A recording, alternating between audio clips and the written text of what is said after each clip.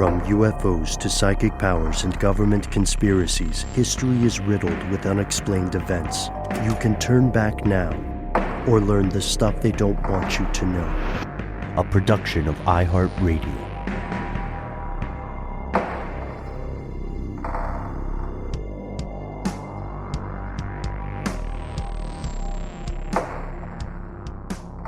Hello, welcome back to the show. My name is Matt. My name is Noel.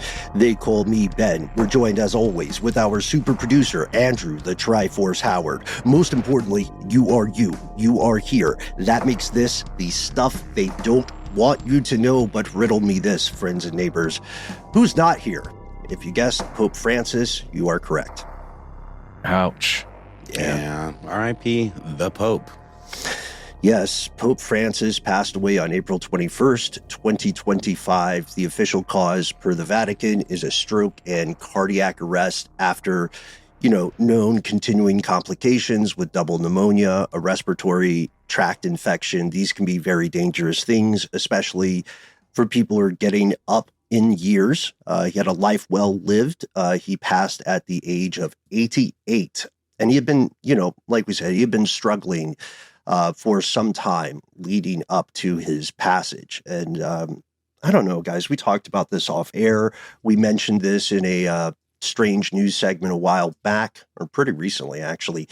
And I think it's fair to say that although we are not ourselves practicing Catholics, we do acknowledge the global grief felt by billions of people in the wake of the Pope's death. Well, he was like a meaningful pope, too. I was talking to my friend Harry, a friend of the show who's visiting me, and I was like, this is the good pope, right? This is the one that I think even average folks seemed to know about and acknowledge for his somewhat progressive ideas around many things relating to Catholicism. Did very important work in rectifying, or at the very least addressing, some of the horrible cases of abuse who folks have suffered under the Catholic Church. Yeah. Social activist as well. For sure. And now, if you're listening to this on the day it comes out, in the Vatican, within the Sistine Chapel, all the cardinals that are eligible have gathered up today. They begin the quest to make a new pope. The sequestered quest. The conclave begins on May 7th. We are recording this on Monday, April 28th. We had a conversation off air, folks, about timing of this, whether we should wait for the new pope to be officially chosen until we get the signals of smoke from the Vatican, which is the traditional way of announcing the election of a new pope. Get that new pope smell. Sure. And what we wanted to do instead was to respond to a lot of correspondence we've received with questions, commentary, and interpretations about what this passage means for the world ahead. And one of the strangest related concepts that comes back into the news anytime a new pope must be elected is something called the prophecy of Saint Malachi, also known as the prophecy of the popes. And we're going to get into what exactly that means and consists of right after a quick word from a sponsor.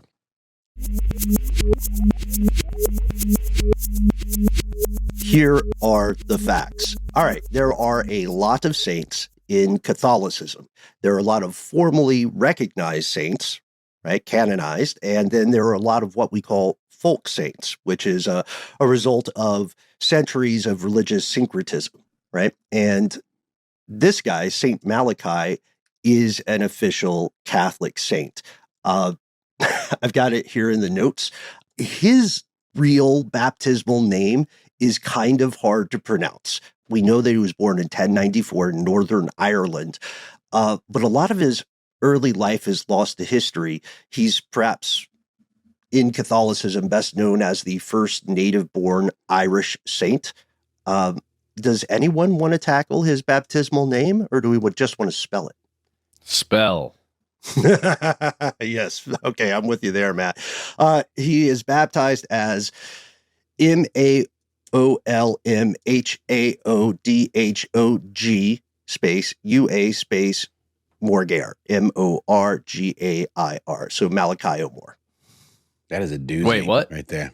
Malachi Yes. O'More is how you say it? That. Really? No, that's how we're going to say it. Okay, cool. That's how we're going to say it. I don't, we don't want to be disrespectful. Is this Gaelic, the word? How would you pronounce it? How would you pronounce Malmadog? That's pretty good. I don't know. Is this Gaelic, though? Has to be. That's a lot of consonants. And hence we're going to call him Malachi. Okay, right? fair enough. We know he didn't have, as so many children then and now have experienced, he didn't have the best of childhoods. His father passed away. His father was a teacher, and his father passed away when Malachi was only 7 years old. And then later, when his mother passes away, he gets into a mentorship follower position with a holy recluse living near a cathedral, living in a cell, like an anchorite, like a hermit. Whoa, okay. So he became a priest in 1119 and rose up through the ranks to become a bishop in 1132, and then he passed away in 1148. In his life, throughout his life, he was known for this idea of restoring discipline with some liberal around that, whatever that means. It's a little vague, to the area that was under his care. People felt at the time the church had grown a bit lax, had sort of lost its way a bit, perhaps was not adjusting or reacting to some of the chaos of the time.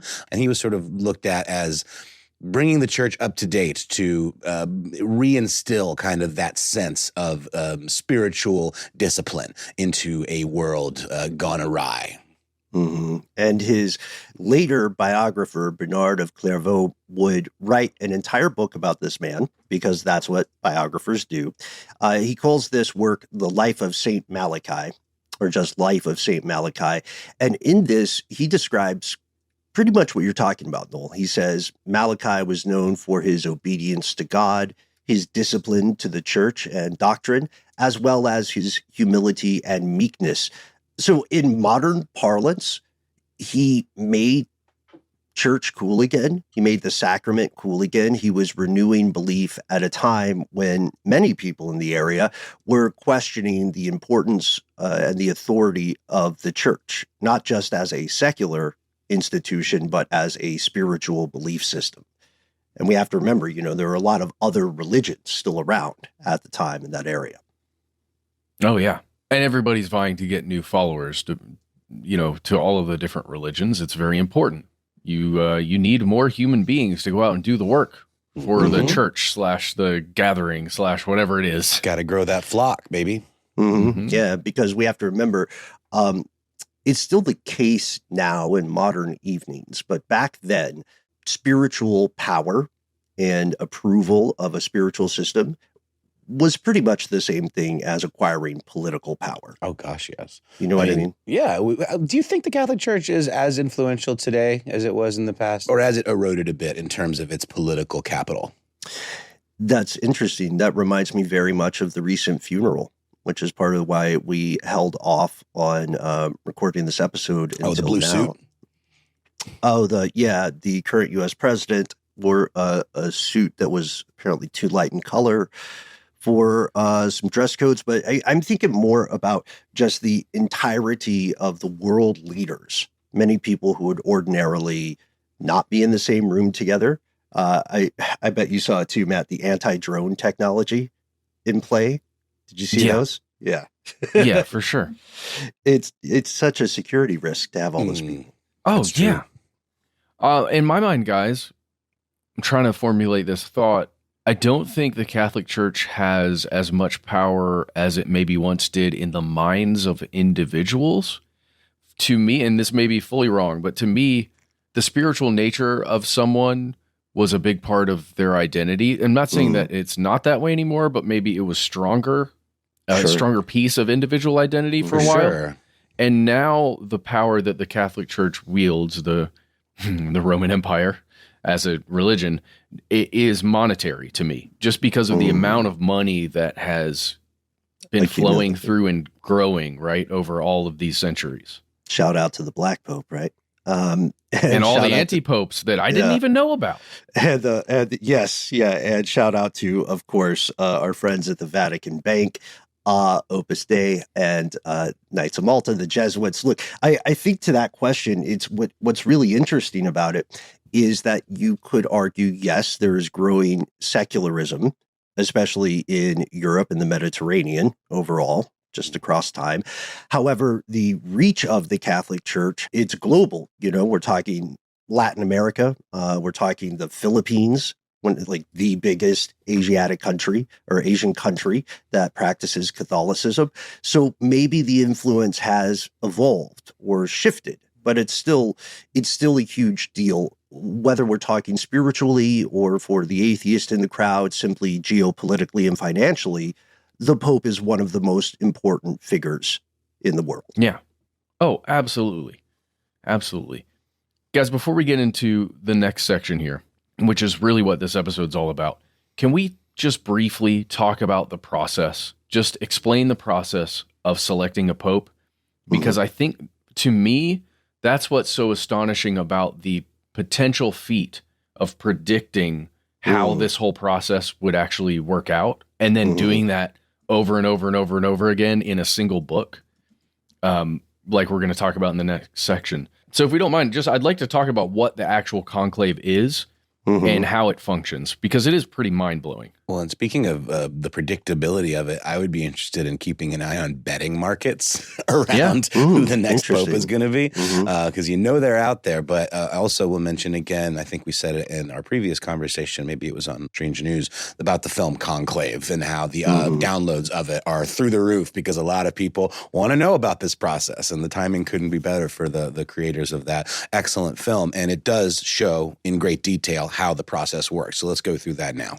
I actually started reading that novel too, that the film's based on, and I was really impressed with the author Robert Harris so far. I haven't finished it, but he put boots on the ground. Yeah, like he went to the Vatican, they walked him through the process. So it is there's a lot of Conclave is, of course, a film, right? Not a documentary, but it does have a lot of factual insights into the real life process of the cardinals and the conclave. And the perspective is neat, because you kind of feel like a fly on the wall. You're trapped in there with them. So there is that. It's certainly an experiential film. I highly recommend it. So let's spend a few minutes on the process. Okay, so let's say a pope passes away, as just happened, and we need to choose a new pope. You have to gather together all of the cardinals that exist, the Catholic cardinals that are officially a part of the church. There are 71 countries on the planet that have cardinals residing within them. You have to get all of those cardinals. By the way, there are 135 eligible cardinals right now on the planet. Out of 252 total. Yes. And the reason why there are only 135 eligible cardinals is because you have to be under the age of 80 to go and be a part of this conclave process. So let's pause there. Just think about the math. Of the 252, 135 are young enough to vote. Yes, which just tells you about maybe cardinals are just old. Yeah, maybe. I mean, it is a position of high authority. It is. You know what I mean? It's not a...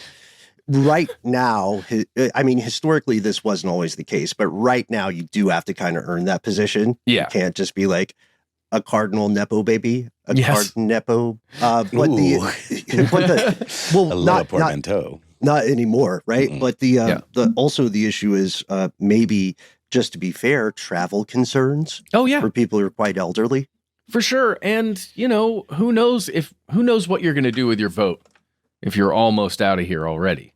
I don't know. The idea, I think the idea is you make a decision that a slightly younger person, even if you're still 79, you make a decision based on what's going to be best for the church and or for humanity or whatever that decision is based on. But there are still constituencies, right? Like there are people that these individual popes from their parts of the world represent, and perhaps there might be differences politically in the way they might That's not a democracy, though. Yeah, 100%. Yeah, for sure. The thought is everybody is going to do what, follow. God tells them. Yeah, what the vision is, what the Yeah. I guess it's just to say that this process, though incredibly, rooted in sacred tradition, is not immune from the trappings of politics. 100%. That's all I'm saying. We'll talk about that in depth, I think. But to your point, Matt, part of the calculation, not just safety of travel. Sure, that is at best a tertiary concern, if we're being honest. It's holding to tradition, like you were saying, no voting in absentia. And then I would argue also, what I think we're getting at here, Matt, is the idea that to vote your conscience and God's will, you need to be young enough to realize that it will still affect you. You can't just vote and be out. There will be consequences and ramifications within your lifetime for your part of the church and the church overall. And yet it is a secret ballot, right? Yes. Okay. Everybody who can vote hangs out, gets locked inside the Sistine Chapel. Like a sequestered jury. Yep. They write down in secret the name of their chosen candidate, and then by rank, because the cardinals are ranked. Right. You go up and you put your vote, your little piece of paper, into a sacramental urn. It's like a ceremonial urn. Then there are 3 cardinals who are the scrutineers. That's their name. It's great. Right. It's a great term. They tally all the ballots. Once they've counted them, they burn all of them ballots. Right. And so nobody knows but the 3 scrutineers. Right. And then if there is a 2/3 majority candidate chosen out of that vote, then they light the white smoke in the Sistine Chapel and everybody knows there's a new pope. If not, they hold the vote again and again and again. And again and again. And it can go on for a while, right? Oh, dude. So it goes on. There are 2 votes in the morning and 2 votes in the afternoon, right? Black smoke every time if no pope is chosen. Then they'll do that for 3 days straight.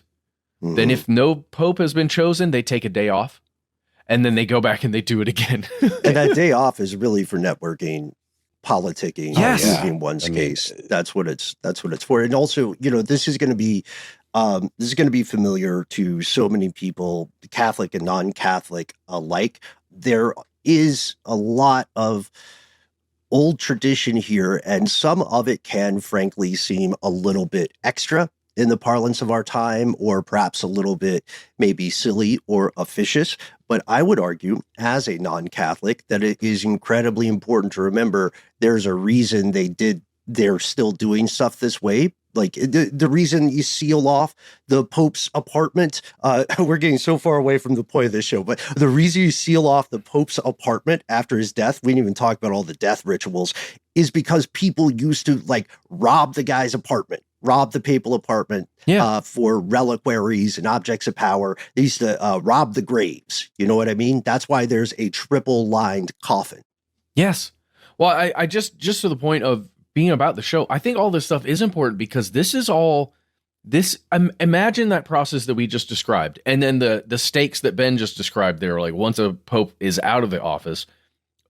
Imagine somebody having some kind of vision at some point and writing down this vision where he saw every single pope that's going to come into power for hundreds and hundreds of years.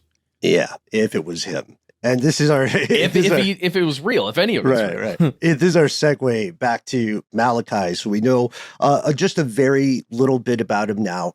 Today, for I would say lay Catholic and non-Catholics alike, Malachi is not known for his living work in the church. He's instead known for a cryptic piece of writing we alluded to at the top, generally called the Prophecy of the Popes. Technically, it's called Prophecy of Saint Archbishop Malachi concerning the Supreme Pontiffs, the Bishop of Rome, the Popes. It's weird because it sounds like it's a book, but it's 11 short sort of single line paragraphs and then 2 additional paragraphs that are multiple lines. And like you were saying, Matt, it claims to be a divinely inspired guide to predict the succession of 112 total popes, starting with Pope Celestine II in 1143, right, during the life of St. Malachi. And then it goes onward, and at the very end, there's a guy named Petrus Romanus, who is supposed to emerge as a final figure after the 100 112th Pope. So according to tradition, like we're saying, Malachi is summoned to Rome by the Pope at the time. He sees the famous 7 hills. And when he sees them, for the first time in his life, he falls to his knees. He has this vision. It details every single pope who will reign in the Catholic Church, with that ending point, a guy named Petrus Romanus. And I suggest we share an English translation of what they say about Petrus, because it's pretty heavy.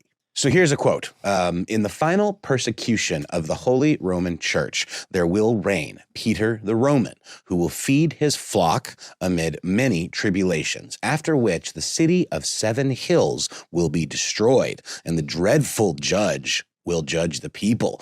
That's a bit much.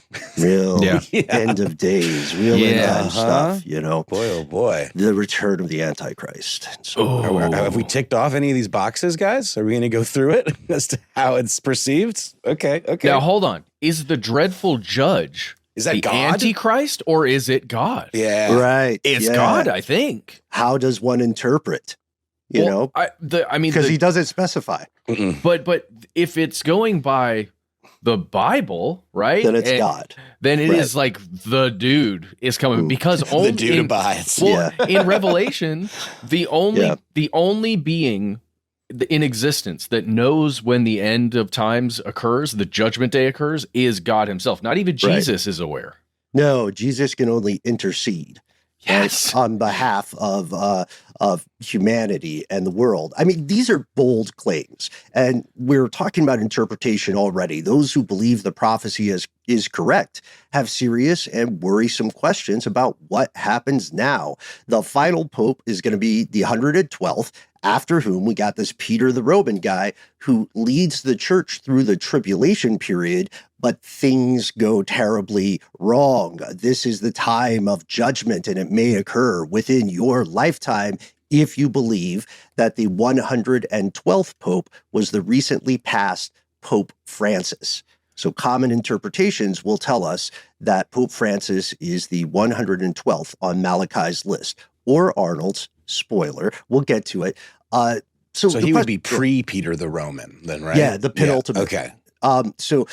But some people say he was Peter the Roman. And some people say he was Peter the Roman. Again, tea leaves, interpretation. How does this help you address the world? What happens next? Is the world prepared? What do we know about this purported prophecy and its claims? And what do we make of the interpretations? Let's pause for a word from our sponsors and then dive in.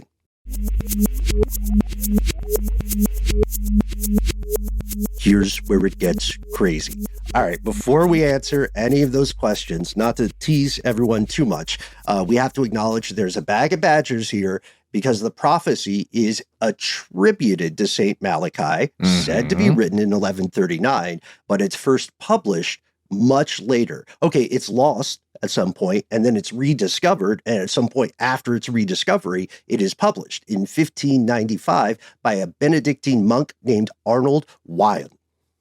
So almost 400 and 50 years later?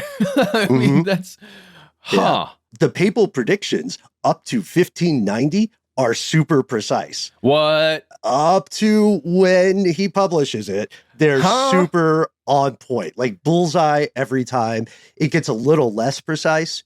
You could argue increasingly less precise after 1590. This would lead believers to say, well, maybe it's an imperfect interpretation of a perfect prophecy.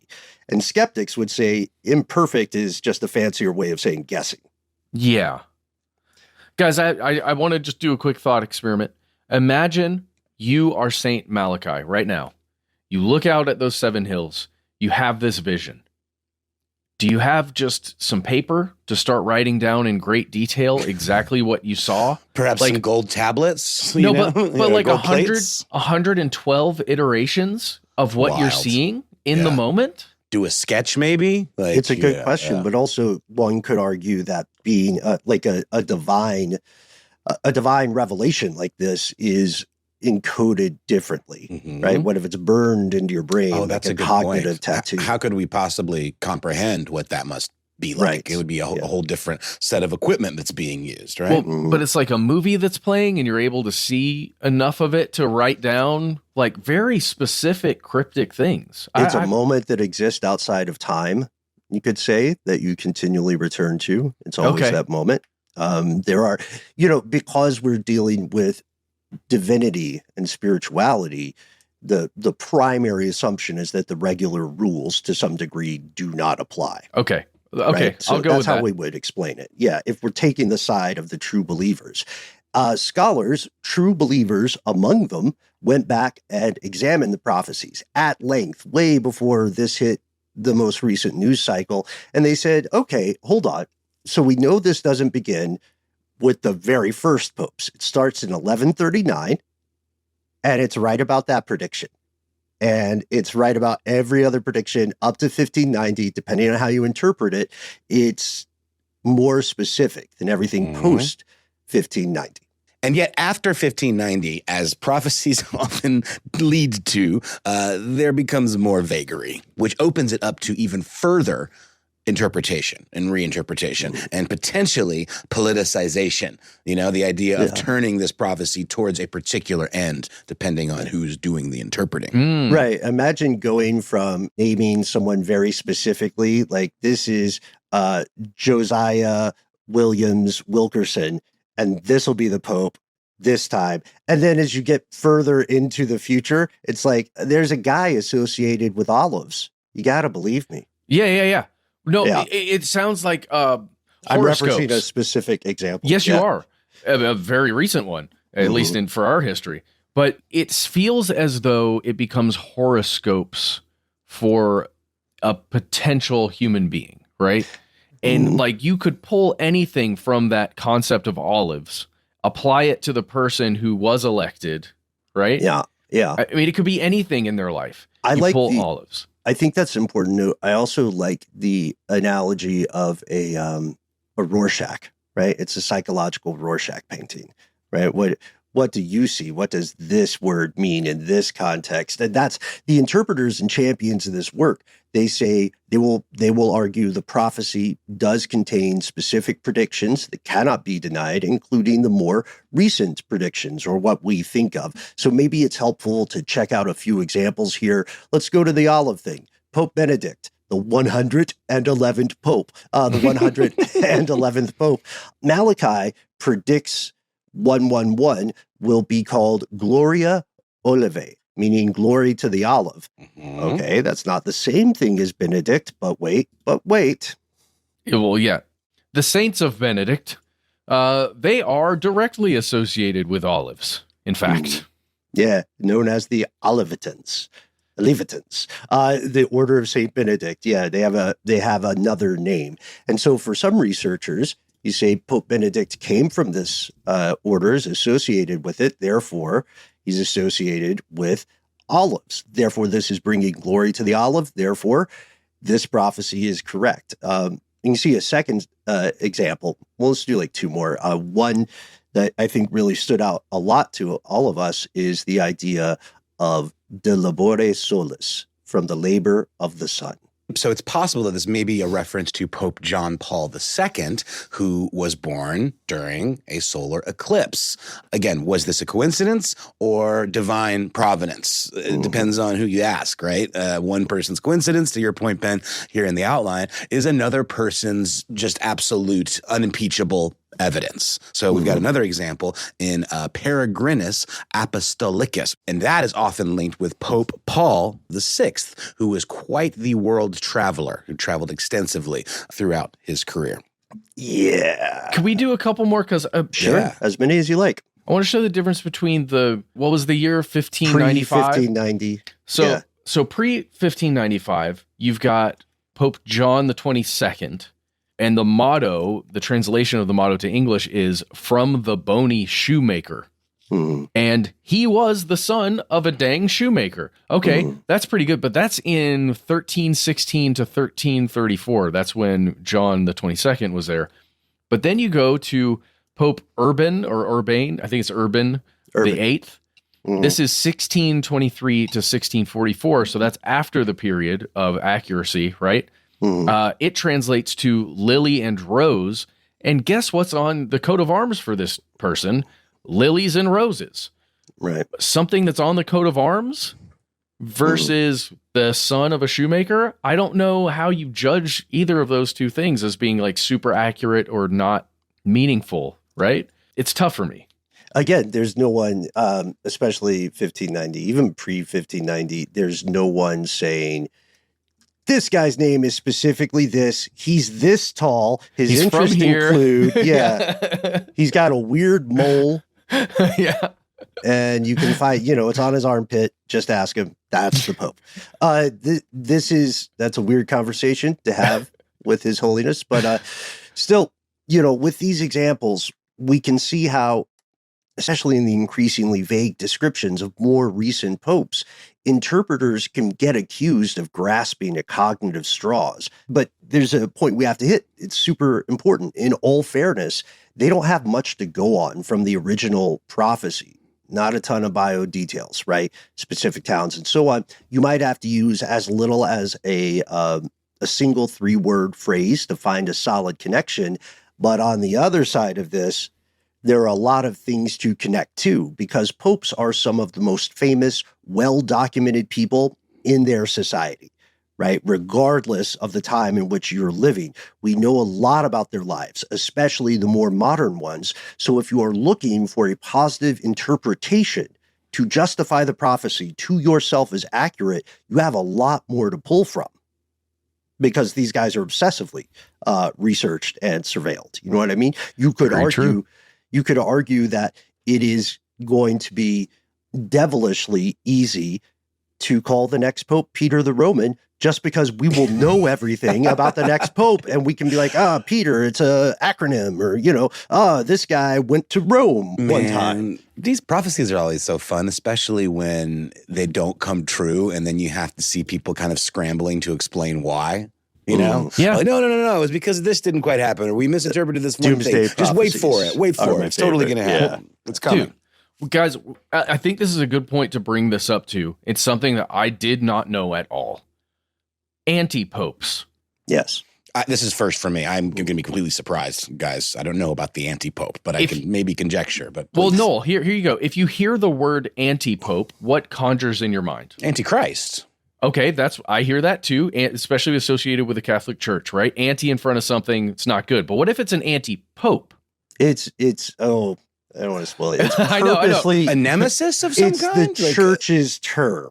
Yes. That's why it's purposely meant to cast aspersion and sound double plus ungood, right? I can't remember which church that's from, but I think it holds true here. The anti-pope, so people have often vied for this position, especially before the rise of secular thought as a widely accepted thing. Everybody wanted to be the Pope. Now, yes, like you're king for God. You know what I mean? The other monarchs are only worldly monarchs, so they got to jump when you say jump. So why wouldn't you want to be the Pope? That means, this tells us a little bit about why the conclave has these very strict traditionalist rules. There were a lot of people who said, yeah, I'm the Pope. Yeah. But people who actually gained some power and some following who would then do things that the Pope does, but in a different part of the world usually. So imagine there's a Pope in, the Holy Roman Catholic Church there in Rome, but then there's another Pope in Germany who says, I'm actually the Pope. Right. And is practicing as the Pope. And this is, guys, I'm reading that graphic novel, The Secret History, and that's the one that goes through basically history with a whole other version of what history is, right? But in there's a whole section about popes and anti-popes, and it was all political as a way to, at least it's depicted in the stories there, as a way to put the Roman Empire, or what's remaining of the Roman Empire represented by the Catholic Church, versus, like, in this case, like Germany. Right. The Germanic forces. It's interesting that that's a real thing that was happening throughout history. There's a huge list of them that the Catholic Church agrees, like, yeah, these are all anti-popes. A lot of people want the position, and there can only be one. The Pope is Highlander rules, for sure. And this is the I'm glad we're bringing this up because this is an issue that can cause schism in the church. Because if you have, say, two different people calling themselves the Pope at the same time, and they both get a sizable number of followers and a sizable amount of geopolitical support, then this could destroy the church. It can set things into chaos.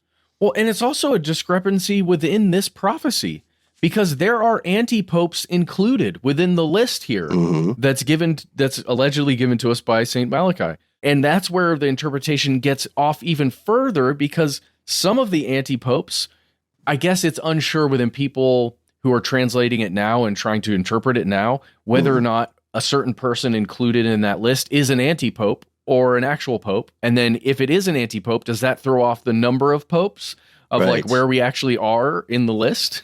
More importantly, it also gives us more room for interpretation and favorable interpretation. So if this one guy doesn't work out, what about this other guy? Maybe it's really an anti-pope. So this is one of the things that we return to often on this show in our strange mission here. Whether you're talking Nostradamus or Edgar Cayce, doomsday prophecies, of which abound throughout history, the one thing we return to is prophecy is tricky. We're not being jerks when we say it. We get it. Who does not want to predict the future? It's an awesome superpower. DARPA is working on it around the clock. But the issue is, you could argue, psychological. Civilization as groups and individuals tend to prize prediction retroactively. You like to remember the stuff that one way or another did come true, and your brain is heavily incentivized to kind of ignore the other incorrect attempts at prediction. So like if you wake up one day and you say, it's going to be a bad day, the first car I see outside of my house is going to be a Honda Odyssey, you're not going to remember all the times it wasn't. You're going to remember the one time you opened the door, you saw a Honda Odyssey, and you went, It's like, man, for you, I just imagine you walking through the neighborhood and there's like a Honda Odyssey that just peeks out from behind a bush and then sort of ducks back in, It just follows you, man. I get it. The fear is real. Psychology. Yeah. And thank you for your support, man. Of course, man. I'm here for you. But that, like, does it make sense? It's a bad analogy on my part, but it seems like we don't care for it when a prophecy is only partially true. It's an all or nothing endeavor. So if everybody agrees, hey, this one papal prediction is a stretch, it's incorrect, then it couldn't mean Malachi had a typo on that one line and got 99% of everything else dead on. It calls everything into question. So it is crucial. We are heavily incentivized to believe the entire thing, each and every prediction, is somehow on the money. And we just have to interpret what Malachi is writing correctly. Oh, and the church has not officially co-signed this prophecy. They have not formally endorsed it. They haven't called it heretical. You're not going to get in trouble for mentioning it if you're a cardinal, but they haven't formally championed it. And heretical meaning a form of heresy? Yeah. Like against the church, like being some sort of you're not going to get Yeah, you won't get in trouble for bringing it up in meetings. Okay. But I don't know. It also, just a forensic aspect of it, if this is the biggest thing that happened to Malachi in his life, why don't his contemporaries know much about it? Why don't they mention it? The people who were around at the same time, right? Was it kept top secret until after his death? Did God provide this deep insight, this cheat code, this game genie to the future of the church, and then say at the very end, oh, by the way, don't tell anyone. And he's like, what, really, God? And he's like, yeah, not till like 1590. And make sure somebody else writes it in their book, not you. Somebody else is gonna like take this stuff and then just put it in their book. Well, God, can I at least give like specific names and dates? No, get weird with it. Yeah. What was the name of the book that this showed up in? Yeah, we're talking off air for a second. It's important to note this wasn't published on its own. It is published as part of Arnold Wyon's work, Lignum Vitae. Yes. So it's a smaller part of a larger work. It's so weird. We'll just throw it in there, guys. Can it be a whole book, God? Absolutely no. Just a pamphlet? Just a pamphlet. No, we're putting it in this other book. I'm sorry I shouted because I'm supposed to whisper. I'm a small, still voice. So anyway, not to have too much fun with God, but hopefully God enjoys these joke every now and then. look, especially because we're talking about some serious high stakes here, maybe we pause for a word from our sponsors, then we talk through some of the theories and speculation surrounding this, not all of which relies on the concept of divinity.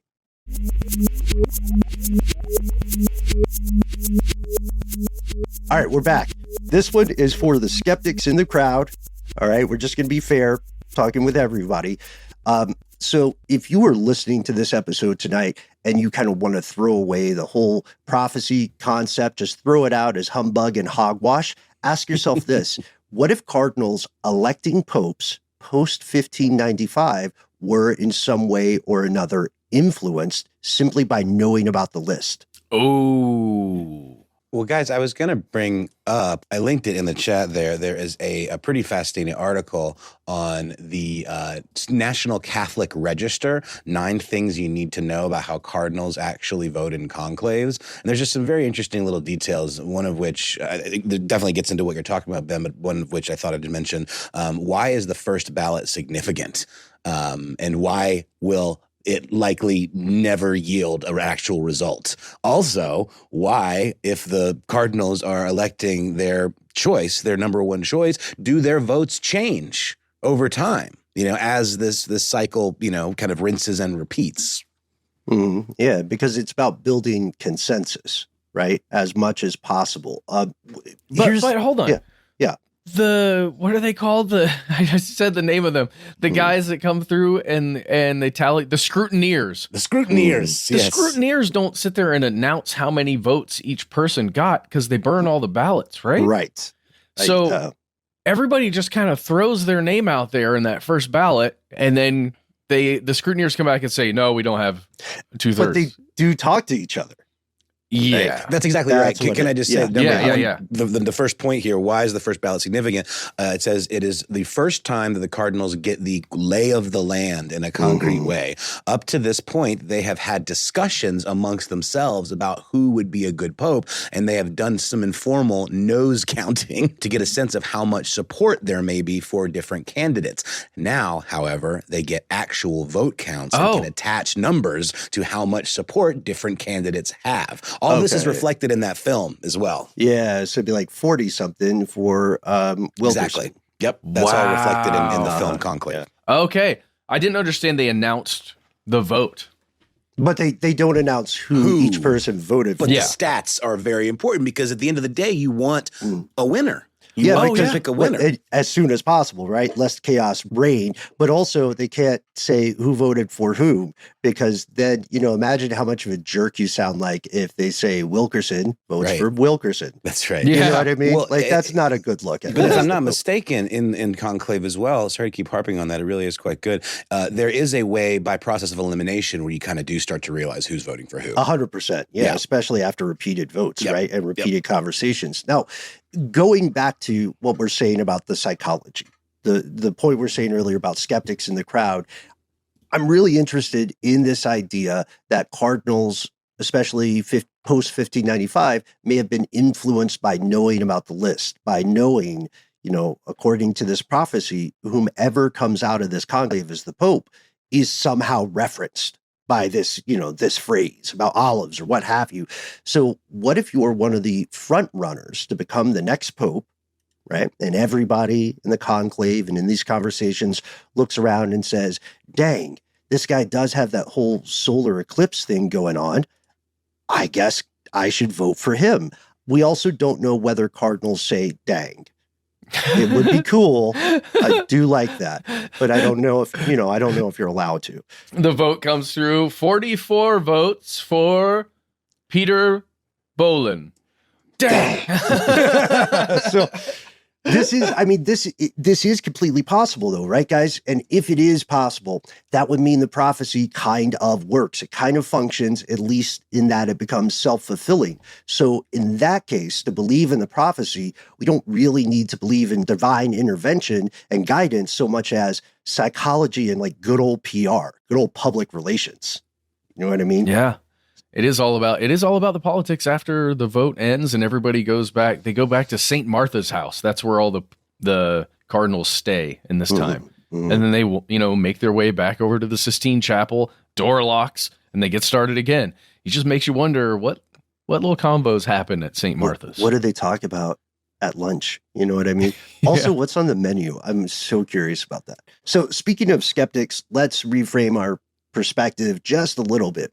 If we imagine this prophecy to not just be incorrect, but what if we imagine it as a purposeful falsehood, a known forgery? Then our question becomes, why would you bother writing it in the first place? And this is where we go to some pretty interesting theories from folks who are themselves inside the church. So the leading theory goes all the way back to a character we've already mentioned. A character is a human person. Arnold Wyon, perhaps.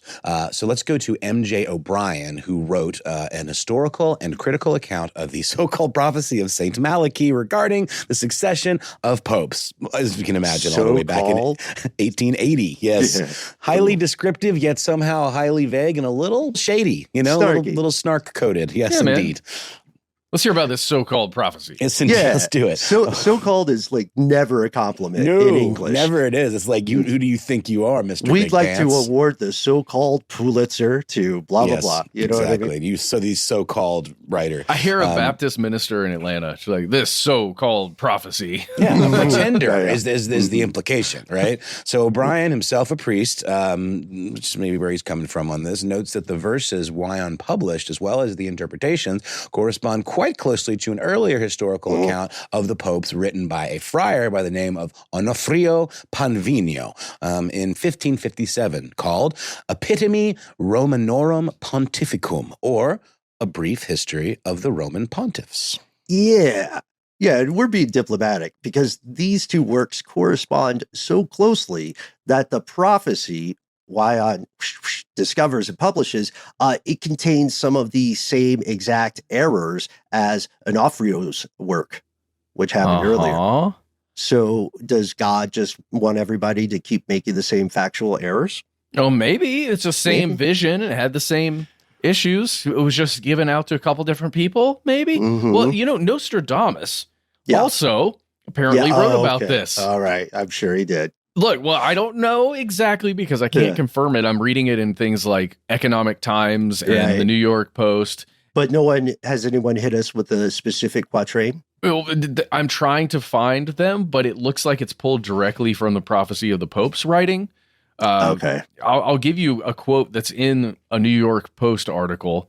It says, Nostradamus wrote, quote, "Through the death of a very old pontiff, a Roman of good age will be elected. Of him it will be said that he weakens his see," as in the Holy See, "but long will he sit, and in biting activity." And then this is the quote that I think is directly from the other one. But again, they are saying this is Nostradamus writing, but I couldn't find the original Nostradamus text. But it says, quote, that Nostradamus said, "In the final persecution of the Holy Roman Church, there will sit Peter the Roman." Sounds exactly like the prophecy already. "Who will pasture his sheep in many tribulations. And when these things are finished, the city of 7 hills will be destroyed, and the dreadful judge will judge his people." Pasture his sheep? I think that's from the prophecy. Like, I think that's a direct pull quote from the prophecy, not from Nostradamus, and they're misattributed.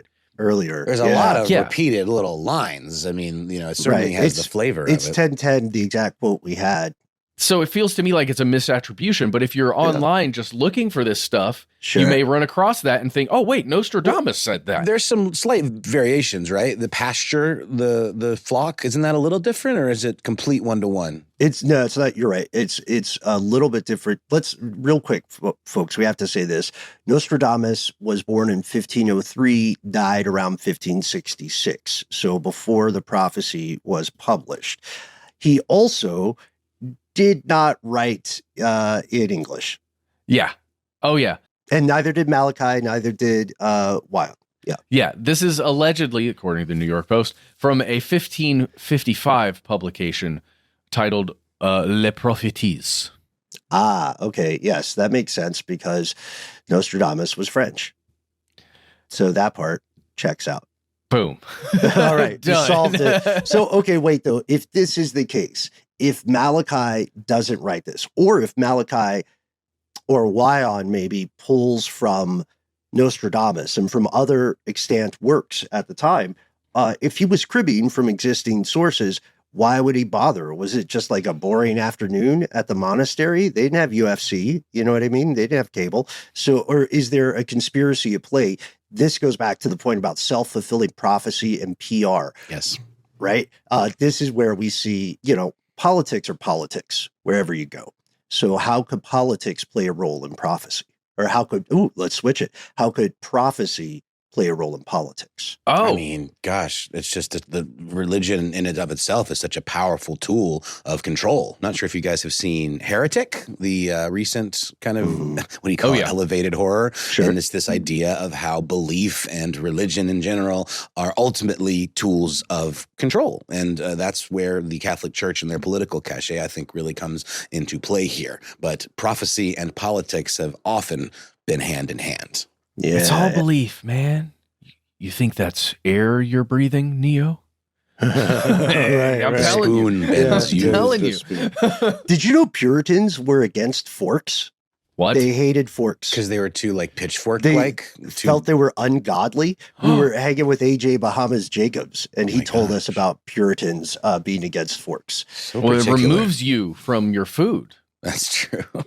So, how do they feel about shovels? How do they feel about soup? Yeah. You know what I mean? Oh, God. Anyway, over the centuries, particularly with one guy you'll see quoted often or referred to often, a 17th century priest named Louis Moreri, people have argued the prophecy came about not as divine guidance, but instead as a cynical internal move for power. Louis and others like him believe that the conspiracy takes place during the conclave to replace Pope Urban VII in 1590, and that there was a faction of people who were supporting a guy named Cardinal Girolamo Simoncelli, and they started spreading the word about the prophecy to help make it look like he was chosen by God to be the next pope. But this has issues, just to be fair, because why unpublish this in 1595? So for this conspiracy to be real, it would have to mean that Arnold had already known the prophecy, like it had already been lost and rediscovered, and everyone inside the church was aware of it before it was officially published. That timeline is, as Gollum would say, tricksy.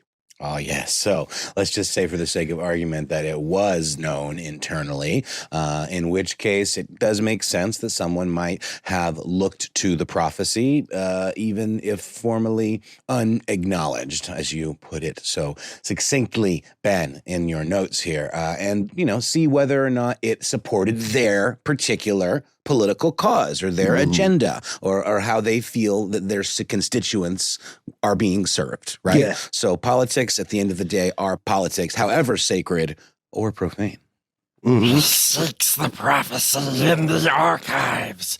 Go to the archives. Find my precious. Find my secret archives. Quick question, Gollum. Quick question. I'm a cardinal. Yes. Yeah. So big fan of your prophecies and stuff. My question is, how can I make this about me? Call. I'm sorry, I don't have any more. That's good, Matt. And scene. Yes. So, all right. But hey, there is a Vatican secret archives that is theoretically could contain St. Malachi's original writings of this prophecy that were then found and included in this other book. I'm just saying. Yeah. But also, in addition to that, the Vatican Secret Archives, check out our episode and our video on that. Secret doesn't quite mean for the Vatican what secret means for us outsiders. Well, you got to know what's in there. You got to know exactly what you're asking for. You can't go in. It's not Target shopping with vibes. You can't go in and say, give me something on, give me something sick on witches or like church schisms and antipopes. You'll have to go in and say, I need specifically this title, and it's by this person. It is interesting, though. What if somebody did know about Malachi and just asked for something, writings of Malachi, right? Mm-hmm. Yeah. You could theoretically go in there and look for that. And people have tried, you know what I mean? But also the Vatican doesn't really have what we would call FOIA request. The LexisNexis thing and all that? Freedom of Information Act is not a thing. So in any case, whatever we feel about this conspiracy theory. The prophecy PR did not work. The cardinal in question, Simoncelli, he loses the election. The second conclave of 1590 sees a guy named Gregory elected to replace Pope Urban VII. And maybe that's where we leave it. Like, we don't know who will become the next pope as we record here on Monday, April 28th, 2025. The conclave is set to begin on May 7th, 2025. So very, very soon. Theoretically today. Mm-hmm. Right, if this publishes on time. And still, look, here's the thing. It's no question that we all live in frightening, chaotic times. So, of course, people want safety, security, predictability. Whether or not you personally believe in this prophecy, other prophecies, or the concept of prophecy in general, you can't really blame people for wanting pattern and order to the universe. Because the alternative, like our pal Dan Harmon always says, is the alternative is there's no one at the wheel. And that's more frightening than almost any conspiracy out there. Not even Jesus? I mean, it depends on how you feel. Okay. So wait, guys, maybe you can't be over 80 as a cardinal to vote because you're just ready for the end times. You're just maybe you're too quick for the trigger. You're just like, you know what? Just go ahead and bring in the bad guy, whoever it is. I have my time. Yeah. I'm purposely voting for an anti-pope. I'm done. I'm done. Yeah. So, that's what I was going to say, though. Could there potentially within this system be like a dark horse kind of agent of chaos?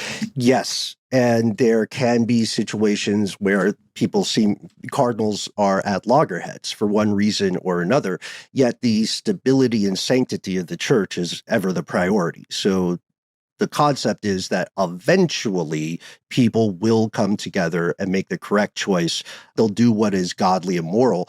But before we call this humbug and hogwash again, guys, out of the 9 front runners set to succeed Pope Francis right now on April 28th, 3 of them are named Peter. Boom! Mic drop. It's too real. God. It's too real.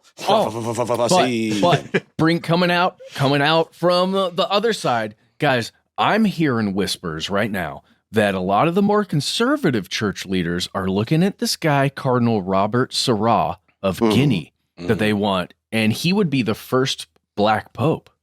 Right. And there's also a guy, I want to say a Filipino cardinal in the running. Yes. Yeah. It would be amazing if we saw like a full-on change to the face of the Catholic Church. Like it doesn't matter what prophecies are out there. That would be just cool as heck. Yeah, but to do that, he'd have to again beat Peter Erdo. He'd have to beat. Let's see, where are the other Peters? I don't know if Pietro counts. It does. Yeah, we'll count it does. Pietro. And so, and then of course Peter Kodwo Apia Turkson, Ghanaian. Yeah, and it all depends on, are the cardinals voting with the prophecy on purpose? Huh? Or do they reject it, as so many other members of the church have? Yeah, they believe it's hogwash themselves. I don't know. This makes you think, folks. We hope we've done.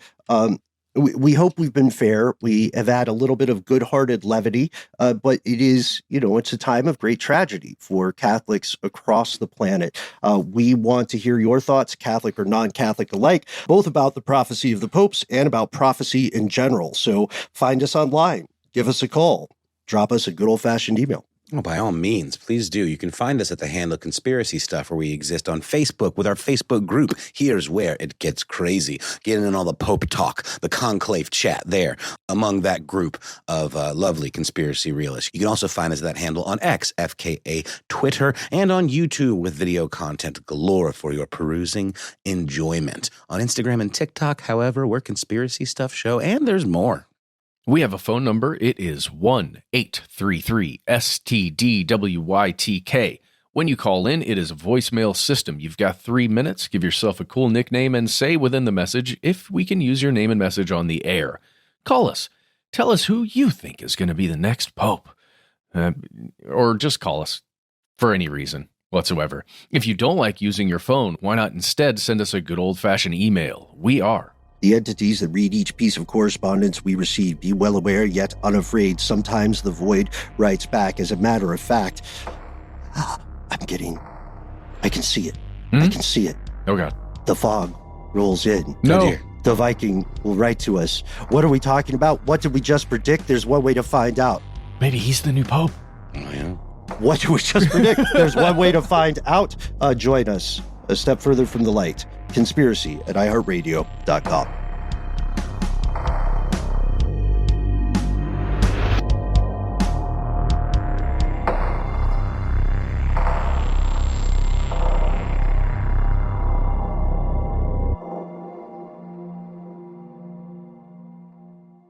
Stuff They Don't Want You to Know is a production of iHeartRadio. For more podcasts from iHeartRadio, visit the iHeartRadio app, Apple Podcasts, or wherever you listen to your favorite shows.